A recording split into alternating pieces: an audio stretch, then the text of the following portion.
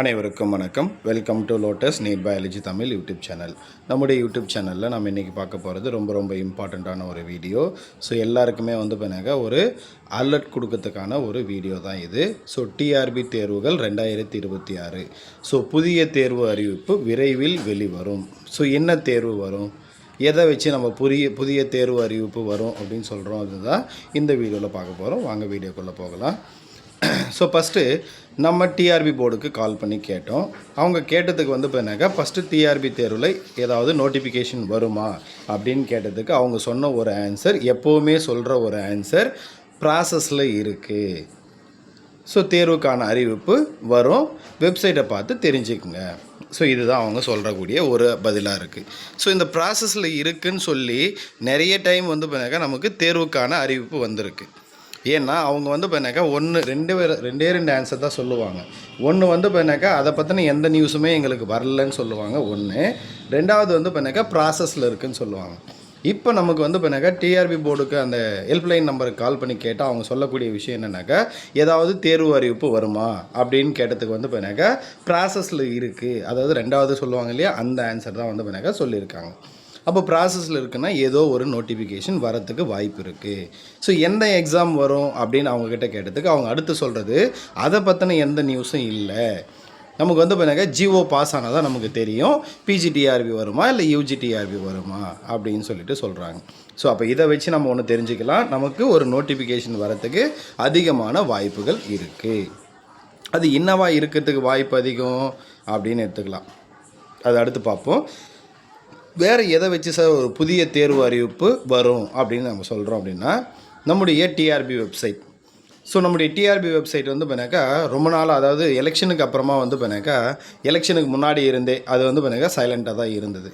இப்போ பார்த்தீங்கன்னாக்கா ஒரு 2 டேஸுக்கு முன்னாடி, அதாவது நேற்றுல அதுக்கு முன்னாடி நாள் பார்த்தீங்கன்னாக்கா நமக்கு டிஆர்பி போர்டில் இருந்து ஒரு நியூஸ் ஒன்று பப்ளிஷ் ஆச்சு. என்ன அப்படின்னு பார்த்தீங்கன்னா, ரிசர்வ் லிஸ்ட்டு பப்ளிஷ் பண்ணாங்க. அதாவது 2025 வந்த நோட்டிஃபிகேஷனுடைய போஸ்டிங் எல்லாம் போட்டு முடிச்சிட்டாங்க. இப்போது அதுக்கான ரிசர்வ் லிஸ்ட்டு பப்ளிஷ் பண்ணியிருக்காங்க. ப்ளஸ்ஸு பிடி அசிஸ்டன்ட் பிஆர்டி தேர்வு, சரிங்களா, பிடி அசிஸ்டன்ட் பிஆர்டி எக்ஸாமுக்கான ரிசர்வ் லிஸ்ட்டும் பப்ளிஷ் பண்ணியிருக்காங்க. அப்போது இந்த டிஆர்பி போர்டோடைய அந்த வெப்சைட் பண்ணாக்கா இயங்க ஆரம்பிச்சிருச்சு. அப்போது அடுத்தடுத்து நம்ம ஏதாவது ஒரு அறிவிப்புகள் எதிர்பார்க்கலாம். அது மட்டும் இல்லாமல் நமக்கு டெட் எக்ஸாம், இந்த ஒர்க்கிங் டீச்சர்ஸ்க்கான டெட் எக்ஸாம், அவங்களுக்கான அந்த ட்ரைனிங்க்கான டைம் டேபிளும் கொடுத்துருக்காங்க. ஸோ அப்போ அந்த தேர்வு நடத்துறதுக்கும் பார்த்தீங்கன்னாக்கா அவங்க என்ன பண்ணுறாங்க, மும்முரமாக பார்த்தீங்கன்னாக்கா தயாராகிறாங்க. அப்போ டிஆர்பி போர்டு பார்த்தீங்கன்னாக்கா அடுத்தடுத்து பணியிடங்களை நிரப்புறதுக்கும் நமக்கு அதிகமான வாய்ப்புகள் இருக்குது. சரி, இப்போ என்ன சார் எக்ஸாம் வரத்துக்கான வாய்ப்பு இருக்குது அப்படின்னா, நம்முடைய யூடியூப் சேனலில் இதுக்கு முன்னாடி நம்ம ஒரு வீடியோ ஒன்று போட்டிருப்போம். அந்த வீடியோவில் நம்ம சொன்னது பார்த்தீங்கன்னாக்கா 1300 உடற்கல்வி ஆசிரியர்கள் பணியிடங்கள் நிரப்ப உத்தரவிடப்பட்டுள்ளதுன்னு சொல்லிட்டு யார் சொன்னது, பள்ளிக்கல்வித்துறையோடைய இயக்குனர் கண்ணப்பன் அவர்கள் தெரிவிச்சிருந்தார். அப்போ 1300 உடற்கல்வி ஆசிரியர்கள் நியமிக்க பார்த்தீங்கன்னா டிஆர்பி போர்டுக்கே உத்தரவிட்டோம் அப்படின்னு சொல்லியிருக்காரு அவர். அப்போது டிஆர்பி போர்டில் இருந்து 1300 உடற்கல்வி ஆசிரியர்களுக்கான நோட்டிஃபிகேஷன் மட்டும் செப்பரேட்டாக வருமா அப்படின்னா கண்டிப்பாக கிடையாது. அதோடு சேர்ந்து இன்னொரு நோட்டிஃபிகேஷனும் வரும். என்ன நோட்டிஃபிகேஷனு வந்தால், ஒன்று யூஜிடிஆர்பியோட வரலாம், அப்படி இல்லைனா பார்த்தீங்கன்னாக்கா பிஜிடிஆர்பியோட வரலாம். ஆக மொத்தம் இது ரெண்டுத்தில் ஏதோ ஒரு தேர்வு வரத்துக்கு அதிகமான வாய்ப்பு இருக்குது. நம்ம ஆஸ்பர் லாஸ்ட்டாக வந்த அந்த டென்டேட்டிவ் ஆனுவல் பிளானர் படி நமக்கு அதிகப்படியாக வரத்துக்கு வாய்ப்பு இருக்கக்கூடிய தேர்வுனா யூஜிடிஆர்பி தேர்வு தான். அப்போது இந்த 1300 உடற்கல்வி ஆசிரியர்கள் அப்படின்னு சொல்லும்போது இவங்க யார் அப்படின்னா பார்த்தீங்கன்னாக்கா 10th வரைக்கும் இருக்கவங்க தான் உடற்கல்வி ஆசிரியர்கள்.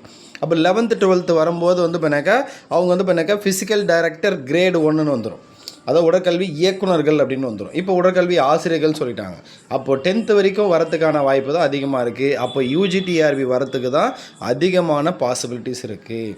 அப்போது என்னுடைய கணிப்புப்படி 100க்கு 100% பார்த்தீங்கன்னாக்கா அடுத்த ஒரு மாதத்துக்குள்ளே நமக்கு பார்த்தீங்கன்னாக்கா யூஜிடிஆர்பி நோட்டிஃபிகேஷன் ப்ளஸ் அந்த உடற்கல்வி ஆசிரியர்களுக்கான நோட்டிஃபிகேஷன் ரெண்டும் சேர்ந்து வரத்துக்கு அதிகமான வாய்ப்பு இருக்குது. ஸோ டைமை வேஸ்ட் பண்ணாதீங்க.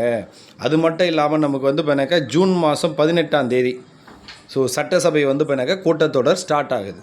அப்போ சட்டசபை கூட்டத்தொடருடைய அதோடைய எண்டில் அதுக்கு அந்த பீரியடில் நமக்கு வந்து பார்த்தீங்கன்னா தமிழ்நாட்டுடைய இந்த ஆண்டுக்கான பட்ஜெட்டும் தாக்கல் பண்ணுவாங்க. ஸோ அப்படி இருக்கும்போது நமக்கு வந்து பார்த்தீங்கன்னாக்கா எவ்வளோ வேக்கன்சி போட போகிறாங்க, பள்ளிக்கல்வித்துறைக்கு எவ்வளோ ஃபண்ட் அலாட் பண்ண போகிறாங்க, என்னென்ன வேக்கன்சியெல்லாம் ஃபில் பண்ண போகிறாங்க, இதை பற்றின நமக்கு ஒரு நியூஸ் வரத்துக்கு வாய்ப்புகள் அதிகமாக இருக்குது. அதனால் இருக்கக்கூடிய இந்த மிகப்பெரிய வாய்ப்பை பார்த்தீங்கன்னாக்கா விட்டுறாதீங்க. இந்த வாய்ப்பு அப்படின்றது நம்ம ரொம்ப காலமாக காத்துட்டு இருக்கக்கூடிய ஒரு வாய்ப்பு அப்படின்றது எப்போவாவது ஒரு முறை தான் வரும்.